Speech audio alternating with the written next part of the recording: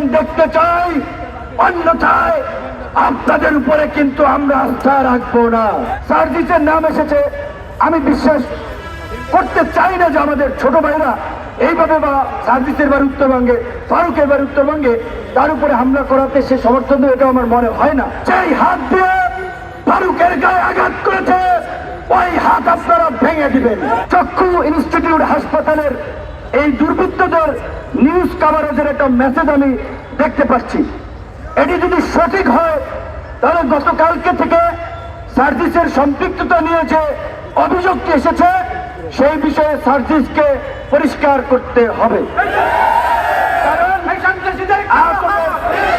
যেহেতু আহতদের চিকিৎসার জন্য ক্ষতিপূরণ দেওয়ার জন্য জুলাই ফাউন্ডেশন গঠন করেছে, সেটার তিনি দায়িত্বে আছেন, তাহলে তার সাথে এদের একটা সম্পৃক্ততা স্বাভাবিকভাবে আছে।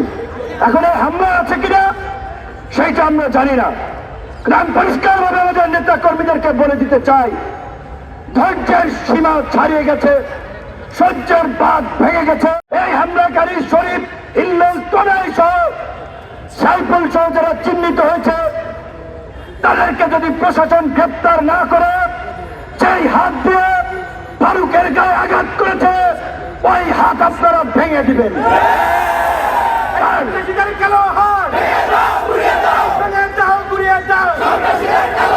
জন্য যদি জেলে যেতে হয়, হুকুমদাতা হিসেবে 1 নম্বর আসামি আমি আবার বললাম। সানবিট সব দিবে সামাল। সানবিট ম্যাজিক প্রেস ডিশওয়াশিং এর মাথা ঘোরানো সলিউশন।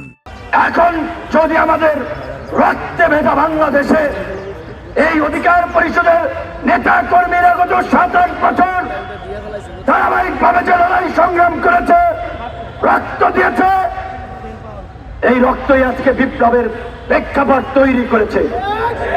আমরা উপদেষ্টা হই নাই, সরকারে যাওয়ার জন্য আকুপাকু করি নাই, আমরা রাজনীতি করে নির্বাচিত জনপ্রতিনিধি হতে চাই। এই সরকারকে পরিষ্কারভাবে বলেছি, একমাত্র রাষ্ট্র পুনর্গঠনে সংস্কারের প্রশ্নে একমাত্র কোন অধিকার পরিষদ ব্ল্যাঙ্ক চেক দিয়েছে। আপনাদের যতদিন লাগে ক্ষমতায় থাকেন, আল্লাহর হস্তে এই যে আমাদের মধ্যে জুলাই বিপ্লবকে কেন্দ্র করেছে জাতীয় ঐক্য এবং সংহতি তৈরি হয়েছে, সেটার দিকে নজর দিয়ে সকলের মতামত নিয়ে রাষ্ট্র সংস্কার করুন। সরকারের বিরুদ্ধে বক্তব্য দিয়েছে নাকি, তাই ওই টোকাই নাকি খেপে গিয়েছে। প্রথমত হচ্ছে ওই ছোকরা ছেলে, বোঝাই যাচ্ছে ধান্দাবাজি করার জন্য এর সাথে ছবি, ওর সাথে ছবি, কাজী ও কোনো গুরুত্বপূর্ণ ব্যক্তি না, সরকারের এর সাথে কোনো সম্পৃক্ততা আছে বলে আমি মনে করি না। কিন্তু আন্দোলনকারীদেরও সার্জিসের নাম এসেছে, আমি বিশ্বাস করতে চাই না যে আমাদের ছোট ভাইরা এইভাবে বা সার্জিসের বাড়ি উত্তরবঙ্গে, ফারুকের বাড়ি উত্তরবঙ্গে তার উপরে হামলা করাতে সে সমর্থন দেবে, এটা আমার মনে হয় না। কিন্তু ঘটনাটি খুব রহস্যজনক। এই ঘটনার পেছনে দেশি বিদেশি কোনো ষড়যন্ত্র আছে কিনা সেটাও খতিয়ে দেখতে হবে। ডিএমপি কমিশনারের সাথে গতকালকে কথা হয়েছে, উপদেষ্টা সহ সকলকে বলবো আগামী 24 ঘন্টার মধ্যে আমরা অ্যাকশন দেখতে চাই, অন্যথায় আপনাদের উপরে কিন্তু আমরা আস্থা রাখবো না। আইন নিজের হাতে তুলে নিয়েই এই শহীদ মিনার এনে বিচার করবো।